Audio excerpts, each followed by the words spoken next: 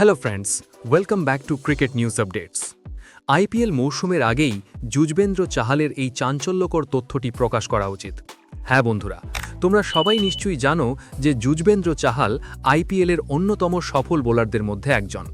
আর সম্প্রতি তিনি AB de ভিলিয়ার্সের YouTube চ্যানেলে কথা বলেছিলেন, যেখানে তিনি বলেন যে গত বছর কেকেআর ম্যাচের পর আমার হিপ ফ্র্যাকচার হয় এবং টুর্নামেন্টের শেষের দিকে আমার নাকালও ফ্র্যাকচার হয়। এর কারণে আমি কোয়ালিফায়ার এবং ফাইনালে আমার প্রপার লেগ স্পিন বল করতে পারিনি। কিন্তু এই বছর আমি সিদ্ধান্ত নিয়েছি যে প্রথম কাজ হলো আমার শরীরের যত্ন নেওয়া। আর সুখবর হলো আমি এখন 6 মাসেরও বেশি সময় ধরে মদ্যপান বন্ধ করে দিয়েছি।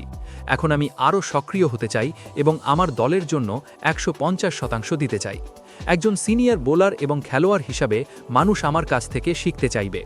বন্ধুরা, এ বিষয়ে তোমাদের মতামত কি তা কমেন্টে জানাও এবং ভিডিওটি ভালো লাগলে এখনই চ্যানেলটি সাবস্ক্রাইব করো। Stay tuned for more cricket news updates only on Cric News. Thank you.